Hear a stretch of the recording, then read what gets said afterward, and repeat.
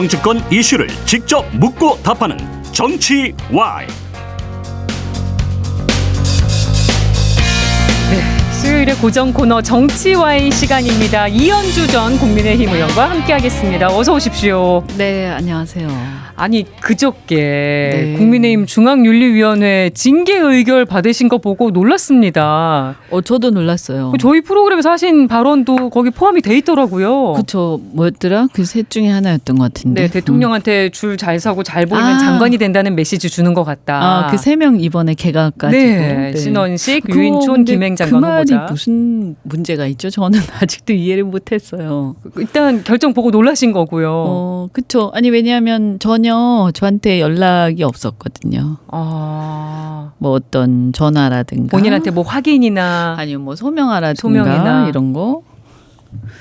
그래서 뭐죠? 아니 그냥 이제 기자들이 저한테 전화 와서 입장을 묻는 거예요. 그래서 아셨어요. 네. 그래서 누가요? 내가 그랬더니 아니 의원님요 이러는 거예요. 아니 그러니까 본인에 대한 연락 없이 의결을 해버린. 그렇죠. 뭐 아마 그게 경징계라고 생각해서 그런지 모르겠는데 그 주의 촉구 이런 거니까 글쎄 그래도 그렇지 그래도 미리 얘기해 주지 않나요? 네. 뭐 그냥 뭔지 모르겠어요. 어쨌든 내용도 저는 뭐 수긍하기 어렵고 비판한 건데 저희 프로그램 말고 다른 프로그램에서 뭐 총선 폭망 뭐 이런 얘기하신 그쵸? 것도 같이 포함됐더라고요. 그러니까요. 그러니까 이런 일련의 뭐 인사도 그렇고 여러 가지 최근에 일어난 여러 가지 문제들 실적 많잖아요. 네. 그래서 이게 이런 식으로 계속 반복되고 특히 이제 아마 홍범도 이런 거 얘기했던 것 같기도 한데 여하튼 이 어떤 너무 심하게 극우적으로 막 가고 이러면 수도권 거의 뭐 선거하기도 힘들 정도로 폭망할 것이다. 예. 뭐 그런 얘기 했던 것 같거든요. 예. 근데 그게 그거 당연한 얘기 아닌가요? 아니 저는 사실 그리고 사유를 보면 당의 발전에 저해가 되고 뭐 민심을 이탈하게 하고 뭐 이런 게 나와 있더라고요. 예. 그거 제가 아니라 그거 결정하는 사람들이 그런 것 같은데. 오히려 거꾸로. 네. 그러니까 민심을 자꾸 이탈하게 하니까 이걸 이렇게 하면 안 된다라고 얘기하는 거죠, 저는. 당을 생각해서 하신 말씀인데. 그렇죠. 네. 어쨌든 쓴소리인데 듣기 싫은 거죠. 듣기 싫은 거고 그다음에 어쨌든 그 얘기도 제가 뭐 한두 번 한 게 아닌데 이번에 이렇게 하는 것은 저는 이런 것 같아요. 아마 이상하게 막 후닥닥닥 한 것 같거든요. 그래서 이재명 대표 체포동의안 가결되고 나서 인용된다고 생각하지 않았을까. 당에서는. 예. 그래서 인용이 된다라고 이제 그러면 이제 그러니까 하나를 갖다가 숙제를 한 거잖아요. 네. 큰 거를. 그러니까 이제는 당내 인사들을 정리하자. 이렇게 한 거 아닐까. 혹시 그런 큰 그림이 있었던 건 아닌지. 네. 그래서 당내 인사들 중에서 이제 눈엣가시 같은 사람들을 정리를 하는데 갑자기 할 수는 없으니까 그런 식의 어떤 시작으로 해서 점점 이제 명분을 축적해 가겠죠. 네. 그래서 뭐 아마 당협위원장을 자르겠다든지 지금 부산에 당협을 맡고 있으니까요. 노리는 사람이 많지 않겠어요. 어쨌든. 네. 그러니까 그렇겠죠. 네. 아니 그리고 윤리위에서 라디오 인터뷰 발언을 징계한 사례가 있었나? 이것도 다시 한번 돌아보게 되더라고요. 아니 근데 뭐 그 발언이 문제가 있으면 모르겠는데 뭐 어디에 그 발언 어디에 문제가 있죠? 그것은 내 평가고 비판인데. 예. 뭐 누구의 명예를 훼손한 것도 아니고요. 근데 뭐 그래서 제가 대통령에 대한 불경죄 내지는 지도부에 대한 불경죄 이런 건가? 독재국가냐? 뭐 내가 이 발언할 자유도 있는 거고요. 예. 그렇죠? 더더군다나 그런 정도의 쓴소리도 못 받아들이면 당이 아니죠. 그거는. 네.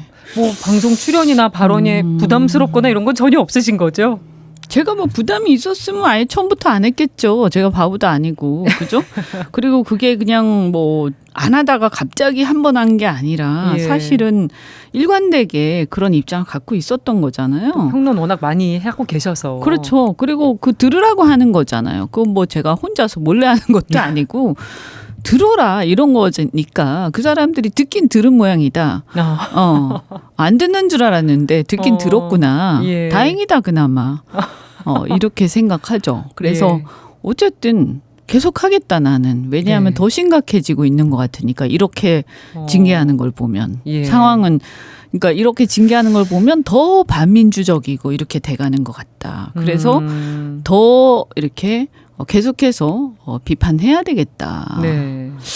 그리고 어쨌든 오늘 또 기각도 됐고. 그러니까요. 여러 현안 가지. 다시 여쭤보겠습니다. 네. 또 쓴소리 얼마나 오늘 또 시원하게 해주실지. 그러니까 말이에요. 그리고 또 어떤 사람이 저보고 공천 그냥 조용히 있으면 공천 받아서 부산에 나가면 되는데 왜 또 그러냐고. 주변에서 그렇게 얘기하는 분도 계시고. 그렇게 얘기를 많이 하시죠. 그러니까 저를 아끼는 마음에서 왜 그러냐. 좀 총선이 얼마 안 참지. 남았으니까. 이렇게 그래도 어쨌든 부산인데 그런 거 있잖아요. 네. 그리고 그렇게 고생했는데 지난번에 고생 많이 네. 했거든요. 공천 과정에서도 그렇고 그때 이제 뭐 제 고향으로 했다가 막 이렇게 또 딴 데로 막 옮겼다가 이래가지고 사실은 굉장히 힘들었단 말이에요. 예. 근데 어쨌든 근데 그러니까 저도 참 보면 이제 어떻게 보면 고집이 센 거죠. 그래서 그 민주당에서도 할 얘기 막 하다가 어쨌든 그때도 쓴소리 막 심하게 하다가 제 갈 길 가겠다고 간 거고 그랬는데 지금 와가지고 뭐 이제 나도 힘들었으니까 이제 그만 타협할란다 이렇게 할 수는 없잖아요. 예. 그죠? 예. 지난번에 사실은 국민의힘에 이제 미래통합당에 합류를 하는 과정에서 당의 혁신이라든가 여러 가지에 대한 약속을 그때 받고 사실은 함께 하겠다 하고 했는데 사실 지금 와서 보면 온데간데 없죠. 그죠? 그런 약속을 전혀 지키지 않고 있지 않습니까? 현재 상황에서 보면. 그렇죠. 그러니까 이제 배신감 느끼죠. 제 입장에서는. 그리고 이제 뭐 제가 어리석었다 이렇게 생각이 좀 되기도 하고 네. 참 믿을 사람이 그러니까 어쨌든 제가 할 수 있는 역할은 저의 소명이 뭘까? 네. 정치를 하면서 그죠?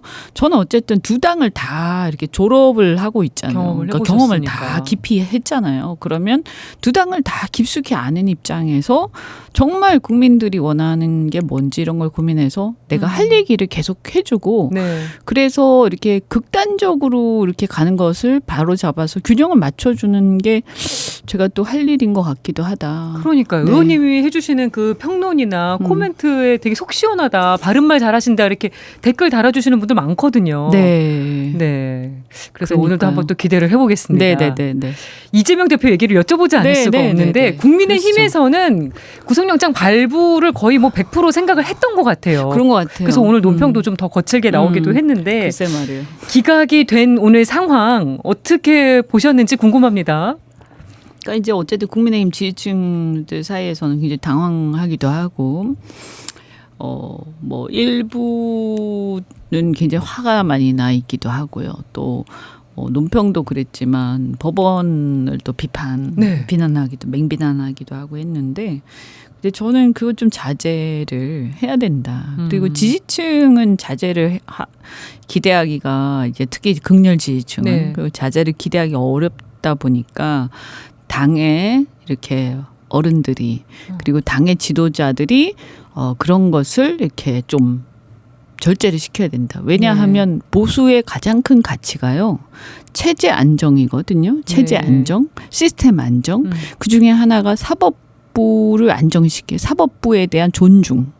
국민들이 사법부의 판결이라든가 이런 것들에 대해서 그것을 뒤집으려고 하지 않고 그것을 무력에 의해서 뒤집으려고 하지 않고 그것을 인정해주고 존중해주고 그 시스템을 안정되게 갖고 가는 것 그래서 체제를 안정시키는 것 그게 보수의 어떤 지향점이죠. 근데 이번 건은 인정하기가 좀 어렵겠다고. 근데 요즘에 보면 뭐 이것뿐만이 아니라 어떤 자신들한테 불리한 판결이 나오면 그때마다 그렇게 하는데 그리고 막말을 막 판사들한테 하고 이것은 굉장히 잘못된 행동이고 사법부 독립을 인정하는 헌법 정신에 위반되는 거죠. 그러면 자신들한테 유리한 게 나오면 또 그거는 또 뭐 잘했다고 막 그러고 이거 정말 표리부동하고 보기 안 좋죠. 그래서 존중을 해야 되고 또 이번에 판사님 같은 경우는 제가 알기로는 어떤 특별한 정치적 성향이 있는 분이 아니셨던 걸로 알고 있는데요. 유창훈 부장판사. 그죠? 그리고 800페이지에 달하는 결정문. 또 기각 사유를 길게 또 냈어요. 그분이 얼마나 이렇게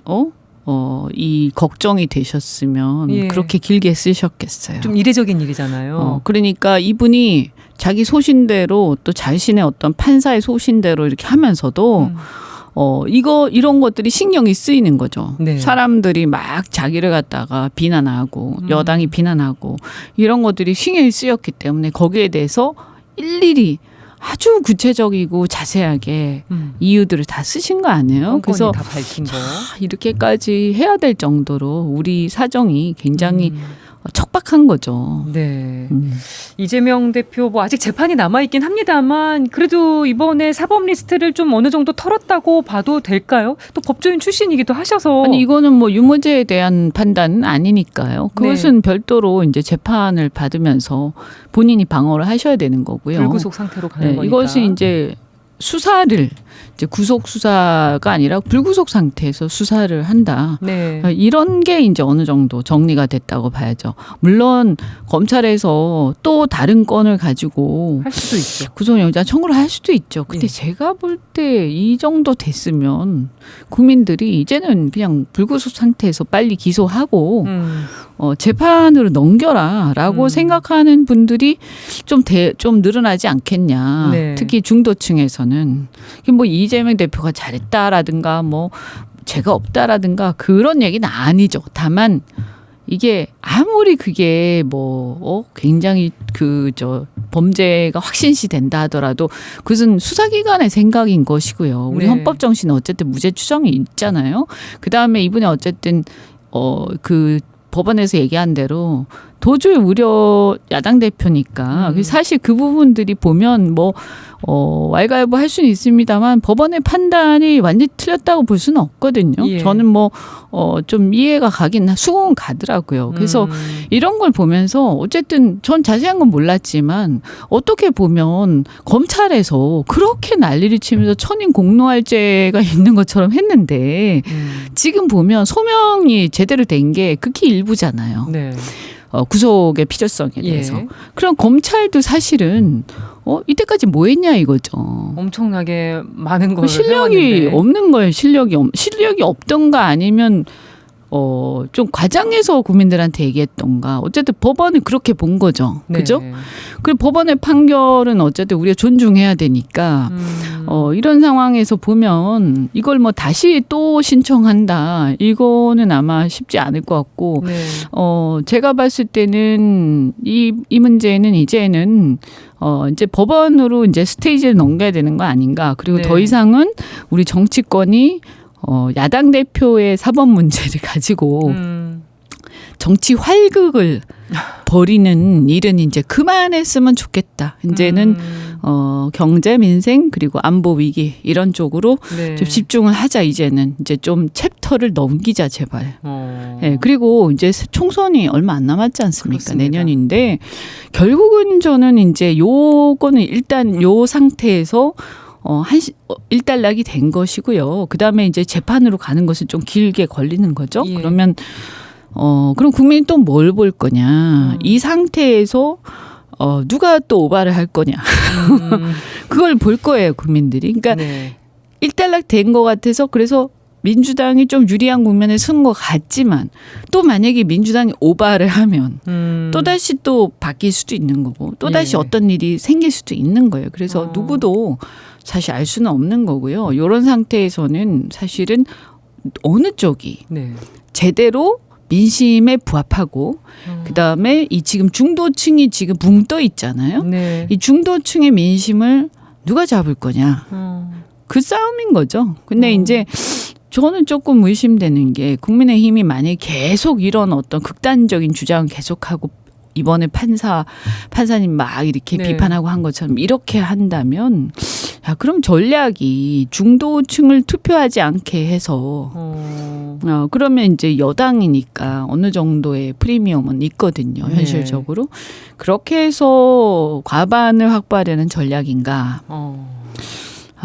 그런데 그게 과연 통하겠느냐. 외연 확장에는 오히려 쉽지 않을 것이다. 그래서 일단 10일인가요? 그 보궐선거. 네. 그때 강서구청장. 또 상황을 봐야 되겠지만 양당이 지금 이제 문제는 자, 이 스테이지는 일단락이 됐으면 그럼 그 다음에 우리는 이제 어떻게 할 거야. 예. 이거를 모두가 머리 맞대고 고민해야 된다. 아까 민생 경제 말씀드렸고 안보 위기 이런 거 말씀드렸잖아요. 네. 그런데 그 와중에 정치 활극을 막 벌이다가 결국 이렇게 됐단 말이에요. 그러면 이제는 수습하고 여기에 대해서 아까 그 문제들에 대해서 당면한 문제들을 누가 더 잘 푸는 당이 되냐, 누가 더 잘 푸는 정치인이 되냐, 그리고 이것들을 이런 문제들을 위해서 당을 어떻게 혁신하고 개혁할 거냐. 네.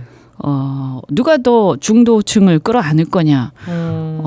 이런 거에 대해서 그럼 어떻게 우리 정치를 바꿀 수 있을 거냐.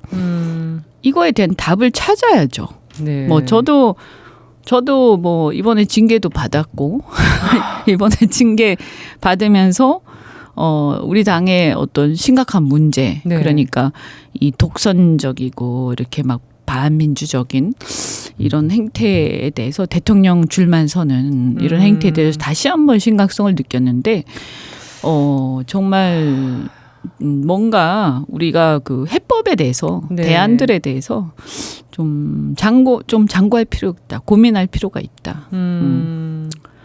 그런 생각이 들어요. 민주당 얘기도 여쭤보고 싶습니다. 체포 동의안이 가결됐을 때 네. 이제 가결표 이제 던진 의원들 뭐 색출한다, 뭐 배신자네, 뭐 여러 가지 막 격한 단어들이 나왔었잖아요. 그것도 문제예요. 그래서 친명 비명계 갈등이 막 어느 때보다 더 부각이 됐었는데 이대로 갈 수 있겠냐는 말까지도 나오고. 근데 좀 전에 인터뷰한 뭐 박주민 의원은 당 내에서는 막상 그 정도는 아니라고 얘기합니다만 또 민주당 계셨었으니까 어떻게 보세요? 그러니까 이게 재밌는 게요. 지금 국힘 쪽하고 그다음에 민주당 쪽하고 이런 양쪽 다 어떤 약간 그 뭐랄까요, 이렇게 막 어떤 의사를 강요하고 막 밀어붙이는 그런 경향들이 양쪽 다 있어요. 근데 어떻게 다르냐면 민주당은 주로 당원들의 어떤 집단적 힘에 의해서 이런 것들이 전개가 되고요. 네. 국민의힘은 권력자에 의해서 그것이 전개가 돼요. 권력자가 노골적으로 하는 거죠. 네. 대통령이 하거나 당대표가 하거나. 근데 민주당은 이제 권력자가 노골적으로 하는 것은 좀 겉으로는 잘 안 보여요. 왜냐하면 어쨌든 명색이 그래도 민주화 세력이라고 스스로 자처하기 때문에. 근데 거기에 문제는 그 극복해야 될 부분 중에 하나인데 과거에 네. 이제 문파라고 하는 그런 것처럼 지금은 이제 또 뭐라고 하잖아요. 그래서 네. 이런 어떤 당원들의 세력이 당에 대한 애정과 이런 거는 뭐 다 이해를 하는데 이게 지나쳐 가지고 양쪽 다 문제다. 강요하는 쪽으로 가는 거죠. 근데 이제 양상은 좀 다른 거죠. 근데 제가 봤을 때는 결국 이것은 리더가 이것을 어떻게 그러니까 지지자들은 지금 같은 직접 민주주의가 강해지는 상황 속에서 지지자들은 그렇게 자꾸 발전을 하거든요. 네. 그래서 온라인이 또 세니까 그죠? 예. 온라인이 또 보편화돼 있어서 그래서 이거를 리더가 사랑받는 리더가 이 민주주의를 잘 이해를 하고 이들을 자제를 시켜야 돼요. 예. 그리고 이제 뭐 대통령이나 당대표 직접 권위적으로 이 권력을 행사하고 강요하는 경우는 그건 구제불능이 되는 거고요. 당원들이 그렇게 하는 경우, 지지자들이 그렇게 하는 경우는 리더가 자제를 시켜야 되는데 이 리더가 이제 자제를 뭐 지난 이제 정권 때는 보면 양념이라고 하면서 자제를 안 시켰잖아요. 예. 근데 이번에 이제 이재명 대표는 자제하라는 메시지는 내더라고요. 근데 그래도 이제 막 분노가 올라오면 한계가 있는 거죠. 근데 제가 봤을 때는 이제 근데 어쨌든 결과적으로는 기각이 됐잖아요. 예. 조금 잦아들지 않겠나 하는 생각은 들어요. 그 어떤 가결표 색출이니 뭐니 하는 거 있잖아요. 네. 왜냐하면 그거는 아마 인용이 돼서 구속됐으면 막 더 폭발을 극렬해졌을 했을 텐데. 건데 왜냐하면 지지자들이 분노했을 테니까. 근데 지금 네. 일단은 그 회심의 어떤 뭐라고 해야 되나 좀 안도를 하는 상황이 왔기 때문에 일단은 그러다 보니까 지지자들의 분노가 약간은 이제 한불 꺾였다. 네. 그러면 그렇게 색출하자 뭐하자 하는 것들은 어떻게 보면 이재명 대표의 리더십에 달려 있는 거죠. 네. 저희가 라디오 시간이 다 돼서 라디오 버전은 여기서 인사를 드리고요. 유튜브 후토크로 얘기 조금 더 이어가도록 하겠습니다. 내일과 모레는 추석 연휴 특집을 맞아서 3대 종단 특별대담 제주편 연 이틀간 보내드릴 예정입니다. 고맙습니다.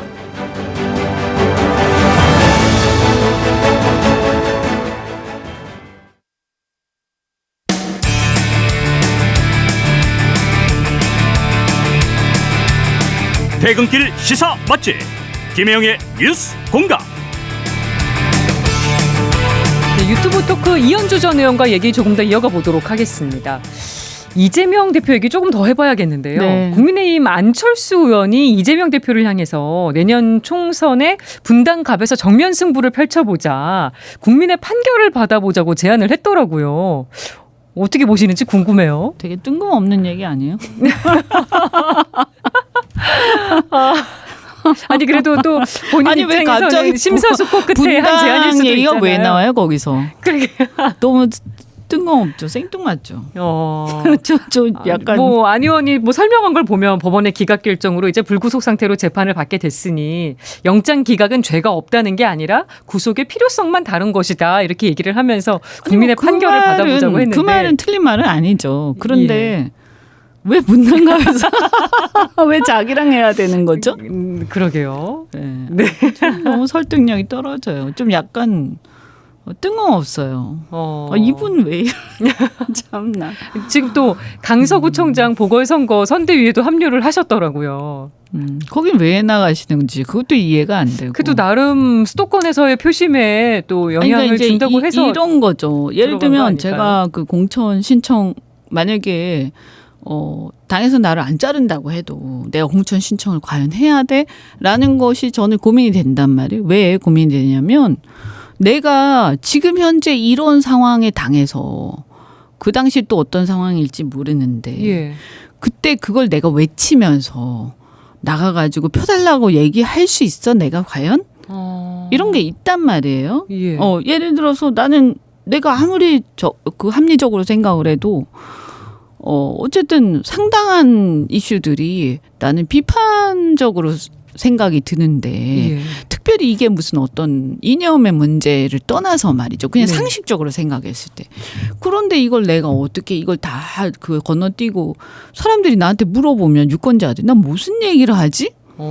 나 잘했다고 얘기할 수 없는데. 그런 고민이 있으시다는 거. 그런 어떤, 근데 옷을 입고 나가서 뛰어야 네. 된다? 그러니까 제 얘기에 이런 얘기, 특히나 이번 강서구청장 선거는 저한테 네. 만약에, 뭐 그렇지도 않지만, 만약에 저보고 도와달라고 했으면 전 거절했을 거예요. 왜냐하면 그게 말이 됩니까? 그 공천이라는 게? 규칙 사유를 제공한 당사자한테 다시 그렇죠. 공천을 준. 그게 말이 되냐고요. 그것도 불과 바로 사면해가지고 3개월 만에. 네. 원래 못 나가는데 네. 그죠? 그러니까 그 사면권을 남용한 거라고도 비판할 수 있는 거 아닙니까? 그죠? 사면을 그렇게 하면 저는 대통령 사면권 자체를 폐지하자는 쪽이고요. 네. 왜냐하면 그 옛날에 무슨 어떤 봉건 시대의 산물이지 이게 어떤 절대 왕권의 어떤 거기서부터 내려오는 일종의 그 절대 권력 제도 거기에서부터 이제 대통령이 하나의 이제 그런 총통제 이런 데에서 쭉 내려오다 보니까 그렇게 네. 된 것이지 민주주의 상황에서는 안 맞단 말이에요 이게. 근데 이제 뭐 그럼에도 불구하고 그 사면권은 어쨌든 사면을 해주고 그리고 그다음에 총력을 또 기울이고 있어요. 그리고 나서 세상에 근데 사면만 해주고 끝난 것도 아니고요. 네. 그걸 다시 공천했어. 네. 그건 장난치는 것도 아니고. 그러면 이런 상황에서 내가 그분을 그러면 다시 당선시켜 주세요. 라고 막 외치면서 그분 손잡고 다녀야 되는 거예요. 그러면 사람들이 그러면 나는 예를 들어서 그렇게 할 경우에 그렇게 하는 정치인은 그럼 영혼이 없는 상황이 되는 거예요. 자기 생각이 없는 사람이 된다고. 근데 국민의힘 지도부는 여기에 또 다 매달리고 있잖아요. 아니, 그러니까 그 지도부야 뭐 거기에 동조한 사람들이니까. 그럼 안철수 대표나 무슨 나경원 의원이나 이런 분들은 예. 글쎄 그거를 찬성하는 게 아니라면 그러니까 네. 찬성한다면 거기에 충분히 나는 그럴 수 있다고 생각해 네. 라고 한다면 가셔서 응원하셔도 돼요. 근데 같은 당이라는 이유만 가지고 절대 찬성할 수 없고 어떻게 물어도 나는 반대인데 네. 어떻게 거기에서 손을 잡고 할 수 있는 얘기를 합니까? 차라리 침묵을 지키면 몰라도. 그렇잖아요. 그 정치가 저는 이게 아무리 정당 정치가 패거리 정치고 그렇지만 이게 예. 무슨 조폭 패거리가 아니지 않습니까? 국민들한테 할 말이 분명히 있을 때 서로 손잡고 나가서 함께 하는 것이지 예. 자신들의 어떤 기본 가치나 상식적인 선에 그걸 넘어서서 도저히 내가 받아들일 수 없고 내가 소화할 수 없는 것을 예. 같은 당이기 때문에 나가서 도와서 그 사람 당선시켜야 된다? 이렇게 하면 이거 그리고 그 선거는요 질 가능성이 굉장히 높잖아요. 이렇게까지 해서 현실적으로. 지게 된다면 국민의힘에도 여러 가지로 영향을 또 미치게 되지 않겠습니까? 후폭풍이요? 굉장히 큰 후폭풍이 오죠. 더군다나 만약에 차이가 크게 나면요. 예. 근데 지금 여론조사 추이를 보면 차이가 꽤 좀 나는 거 나더라고요. 아닙니까? 네. 그런데 이게 그러면 현실에서 어떻게 될 거냐 저도 모르겠어요. 까보지 않았으니까. 하지만 여론조사의 추이만 가지고 보면 어려운 거 아니에요? 응? 근데 그게 원래 지역이 어려서 그럴 수도 있지만 네. 어쨌든 현역이셨잖아. 상대는 무명이고. 그런데 지금 이 여론조사는 심상치 않은 거예요. 네. 그 메시지가 이 안에 여론조사 담긴 민심이 그렇죠. 그렇다면 이것은 정치 지도자라면 이거 잘못됐다라고 얘기하고 당 지도부나 대통령하고 맞서야 되는 거예요. 예. 그리고 당의 이건 이념적 문제가 아니지 않습니까? 옳고 그름의 문제지. 그렇다면 우리가 보수라는 게 법치라고 했잖아요. 네. 그럼 법의 어떤 원칙과 정신을 잘 지켜야 되는 거 아니에요. 근데 그렇게 해서 다시 거기에 공천 주는 게 이건 법을 무시하는 거 아닙니까? 그리고 이게 법치입니까 이게? 그게 유권자들이 보기에도 그러니까요. 그럼 이건 보수 우리가 국민의힘이 내세우는 그 가치하고 정면으로 비배되는 거죠. 근데 사실은. 그런 무리수를 두면서까지 왜 공천을 했다고 보세요? 그건 저도 모르죠. 뭔가 어떤 사적인 뭐가 있는지 네. 아니면 뭐 정말 그 사람 꼭 챙겨야 된다라고 생각하는 건지 아니면 이걸 통해서 반드시 내가 옳았음을 그러니까 이 사면과 그 당시에 뭐 문재인 정권 때 그런 예, 거 있잖아요. 자세한 건 폭로했던 모르겠지만 것들. 그런 것들이 옳았음을 꼭 증명받고 싶거나 뭐 이런 여러 가지 오기 같은 게 발동했을 수는 있는데 매우 어리석다. 저는 문재인 정권 때 예. 김태우 그 수사관을 상당히 제가 옹호를 했어요. 예. 그리고 어떤 면에서는 그것을 핍박하는 거에 대해서 문재인 정권 굉장히 비판을 했거든요. 예. 그럼에도 불구하고 그건 그때 그걸 비판하고 또 지금 와서 그것을 법원에서 결정을 했으면 그건 존중하면서 네. 판결을 그럼에도 불구하고 뭐라고 정치적으로 우리가 의미 부여는 할 수 있죠. 하지만 그걸 무리하게 그것을 입증하기 위해서 내가 옳았다는 거를 그게 다시 또 예산 들여가지고 혈세 들여서 다시 그 선거를 하고 안 되고 불리해질 게 뻔한데 당을 거기 동원시키고 예. 당이 지금 어떤 그 말하자면 내가 옳았음을 입증하기 위한 그 도구로서 네. 당이 희생되고 있는 거예요. 저는 그렇게 인식하거든요. 당이 예. 희생되고 있다. 잘못된 어떤 인식과 어떤 아집 때문에. 예. 네. 결과는 봐야겠습니다만 네, 만약에 진다면 그죠? 네. 네. 뭐 안질 가능성이 전 높진 않다고 생각하지만 혹시라도 모르니까. 추석 그래서- 얘기도 좀 해보겠습니다. 내일부터 이제 추석 연휴 시작되시는데 부산 가시나요? 아, 네네네. 언제 가세요? 저는 이제 저 추석 끝나고 조금 네, 늦게 가시네요. 친정이라서. 네. 그렇시구나. 네, 아니 그래도 친정이라서. 당협위원장 맡고 계셔서.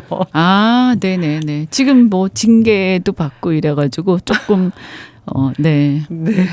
아까 말씀드린 것처럼 할 얘기가 없어요.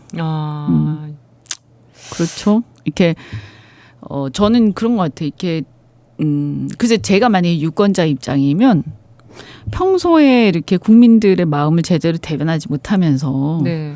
때만 되면 추석 때 이럴 때 명절 때 되면 때만 인사하는 되면 나와서 인사하는 거 그거를 과거에 이제 어르신들이라든가 이렇게 어떤 시골적 봉건적 질서에서는 그런 것들이 통할지 모르지만 그래도 생각 있는 어떤 중년 이상 되는 그런 장년 네. 이하의 사람들이 봤을 때 그런 어떤 형식적인 거칠에 마음이 당기지 않은 인사들.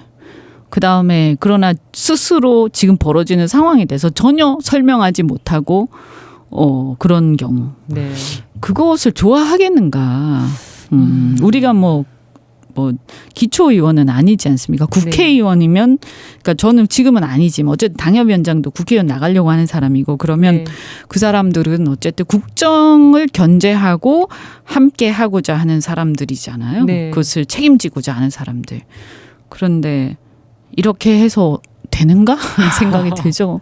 추석 민심이라는 게 있잖아요. 밥상머리 민심. 그리고 또 전국적인 국민의 대이동이 있는 시즌이기도 하고. 그래서 어떤 정치인이 국민들 사이에 밥상 위에 가장 많이 오르내릴 것인가. 네. 누구를 예측하시겠어요? 일단은 기각이 됐으니까 좋은 쪽으로든 나쁜 쪽으로든 이재명 대표가 거론이 가장 많이 많이 나올 되겠죠. 것이다. 네. 그럴 수밖에 없고 그다음에 뭐 아무래도 이제 민생과 여러 가지 경제 상황 또 안보 상황 이런 것들 얘기를 하다 보면 대통령 얘기는 뭐 저절로 나올 것이고요.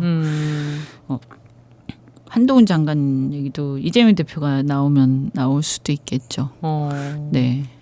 뭐 그 외에는 뭐 이렇게 뭐 모르겠습니다. 사람들의 관심사에 따라서 예. 누굴 좋아하느냐 또 싫어하느냐에 따라서 얘기할 수도 있고 제가 징계를 당했으니까 부산 같은 데서는 당협 잘리지 않겠냐 이런 얘기도 있을 것이고 예. 그다음에 이제 그러다 보면 또 절 좋아하는 사람 싫어하는 사람 예. 얘기할 수 있겠죠. 부산이나 또 뭐 좀 좋아하시는 분들은 네. 또 이번에 대체 공휴일 또 끼고 임시 공휴일까지 껴가지고 추석 연휴가 좀 길기 때문에 그 민심에 어떤 영향을 미칠지 또 이제 추석 지나고 나면 나올 여론조사 결과를 또 주시하게 됩니다. 글쎄 말이에요. 제가 봤을 때 일단 물가가 그러니까 이런 것 같아. 이제 지금 사람들이 좀 짜증이 많이 나서 이제 정치보다는 사실은 아시안 게임에 더 관심 많으신 것 아시안 같아요. 게임이요? 네, 그래도 머리가 좀 덜 아프잖아요. 네. 좀 선수들이 잘 뛰고 이러면 네, 기분도 금메달 소식도 좋고 많고. 지금 워낙 기분 좋은 소식이 별로 없다 보니까 그런 거라도 보면서 기분도 이렇게 리프레시도 하고 위안도 받고 이러신 것 같고 그 다음에 이제 어쨌든 물가가 너무 많이 올라가지고 네. 지금 상당히 어렵단 말이에요. 그래서 이게 작년부터 막 그죠? 쌓인 거 아닙니까? 물가 네. 상승률이 낮아지고 있는 것이지 그것은 계속 쌓이고 있는 거라서 네. 실제 물가 올라간 건 엄청나게 올라갔거든요. 그렇죠. 그러면 이거를 이제 특히 장보고 하면서 많이 느끼셨을 거고 이게 피부로 와닿을 겁니다. 그리고 네. 대부분 지금 뭐 하시는 일들도 일부 분야를 빼고는 팍팍하죠. 팍팍하거든요. 그러니까 힘드실 거라고요. 그래서 아마 저는 경제 얘기 그러다 보면 정치가 이렇게 활극을 벌이는 것에 대해서 상당한 비판 이런 것들이 어느 쪽이든 나올 수밖에 없다. 네. 그래서 더 이상은 안 된다. 저는 법원이 그렇게 얘기한 것 같아요. 더 네. 이상 정치 활극 버리지 말고 더 이상 막 체포 동의안 이것도 활극 아닙니까? 뭐 예. 난리를 치고 막 법무부 장관과 막 의원들이 싸우고 그러니까요. 그만하고 법원으로 다 넘기면 법원이 심사숙고해서 재판하겠다 이런 거 아닐까 싶어요. 지난 일주일 동안 뉴스가 굉장히 어수선했습니다. 아 그러니까요. 정치 이제 뉴스가. 그만했으면 좋겠어요. 네. 저는 솔직한 심정이 이럴 때가 아니지 않나? 마치 과거에 이게 어떤 그 제국이나 왕조가 망할 때 보면 마지막에 계속 그 바깥의 대외적인 침입이 막 계속되는데 네. 내부에서 계속 싸우거든요. 심지어는 쳐들어온다 하는데 왜 쳐들어온다고 얘기하는 거냐라고 하면서 싸우잖아요. 임진왜란 때 보면. 네. 병자호란 때도 보면 분명히 당파 청으로 넘어가고 있었는데 그 명을 계속 사대 안 한다고 해가지고 막 반정해가지고 그 명분으로 네. 싸우고 그러니까 자기들이 그렇게 이 정권을 바꿨기 때문에 어쩔 수 없이 그 명분을 계속 유지해야 되니까 그래서 망해가는 명을 붙들고 있었잖아요. 그러니까 그런 과정들을 보니까 상대가 너무 싫고 상대를 이겨야 되니까 상대가 주장하는 게 일리가 있는 얘기인데도 그것을 인정하지 않고 그것을 애써 부인하면서 네. 어리석은 싸움을 계속하고 있는 그러면서 망해가는 거 아닙니까? 일제 강점기 올 때도 똑같았거든요. 지금도 그 정도의 혼란이라고. 저는 지금 우리의 대외적 환경을 보면요. 물론 정치라는 것은 논쟁을 하고 투쟁을 하는 것은 어쩔 수가 없는데 그것이 너무 과하다 이거지. 서로 만나지도 않고 대화도 안 하고 타협도 안 하고 네. 그냥 활극을 벌이잖아. 니 죽고 내 살자 뭐 이런 거. 정치 실종이란 말 나온 지는 이미 너무 오래됐어요. 네, 그래서 저는 국민들께서 이제 추석을 보내시면서 어쨌든 좀 포근한 마음을 갖고 싶지 않을까. 예. 그죠? 물론 뭐 아주 극렬한 지지자들도 계시겠지만 상당수는 그럴 것이다. 그래서 우리가 할 수 있는 정치권에서 할 수 있는 것은 그렇게 좀 국민들이 정치에 신경 안 쓰게 하는 거. 그런 거 아닐까. 네. 오히려 지금 상황은 반대로 정치 뉴스에 온 신경을 쏟게 만드는 활극을 상황. 벌이니까. 아니 누가 저한테 그러더라고요. 사실 정치 신경 쓰기 싫은데 너무 스펙타클해서 눈을 뗄 수가 없다. 저도 하루 중에 벌어지는 일이 너무 많아서 뉴스를 따라가기가 버거울 정도예요. 눈을 뗄 수가 없다. 근데 그게 너무 기쁘고 재밌어서 본다기보다는 스펙타클하니까 보긴 보는데 이걸 계속 보고 눈은 못 떼고 보다 보면 너무너무 피곤하다는 거예요. 네. 그래서 이제는 지칠 대로 지쳤다. 누가 그러던데. 한두 시간 뉴스 안 보면 또 뒤처져 있거든요. 그러니까 저도 그렇거든요. 예. 오죽하겠어요. 네, 그러니까요. 네. 약간 씁쓸한 얘기를 하면서 마무리를 하게 됐는데 추석 잘 보내시고 10월 달에 뵙겠습니다. 네, 우리 청취자 여러분도 추석 잘 보내시고 행복하게 가족들하고 보내시기 바랍니다. 네, 김혜영의 뉴스공감 이현주 전 의원과의 인터뷰 여기서 마무리하겠습니다. 고맙습니다. 네, 고맙습니다.